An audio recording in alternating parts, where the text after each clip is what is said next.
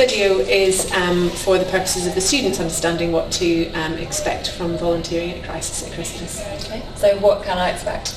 Okay, so first of all, I think it is important to remember that you're going to be supervised by qualified physios, so we never have students on a clinic shift where there isn't a qualified physiotherapist with them.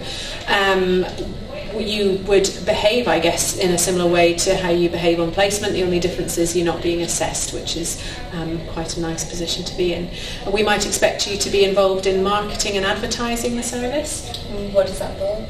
Kind of things like going to the place where the guests are sitting and letting them know that the physios are in the house that day and that they can come and access the service and what physiotherapists do. A lot of homeless people don't even really know what our job entails and how we can help.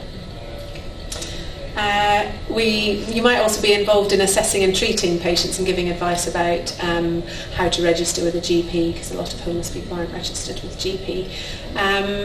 And the main thing is working within your comfort zones and what you feel capable of doing. Don't work beyond your capacity. So if there's anything you're not sure about, make sure you check with the qualified physio that you're working with. Will I get a break throughout the day? It's important that you and the qualified physios you're working with decide when you want to take your lunch. Maybe that would be at a time that the service is getting quieter, so you take a break then. You might take lunch together, or you might take it in shifts depending on how busy you are.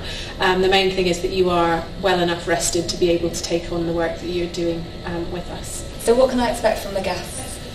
So there'll be a mixed bunch. Depending on the centre that you get sent to, there's lots of different centres that are designed for specific groups of people. So we have a women's centre, we have a centre specifically for rough sleepers, we have another one for people who have entrenched alcohol and addiction problems.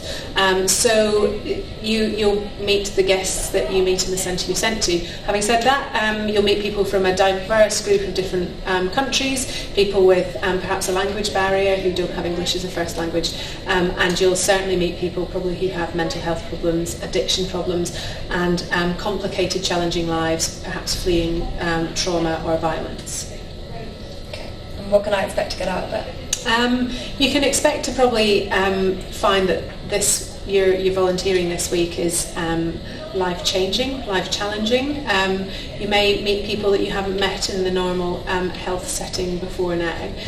The main thing is, as long as you don't feel underconfident, or that if there is anything that you're not confident to deal with, that you speak to your educator and treat it almost like a placement, obviously without the assessment.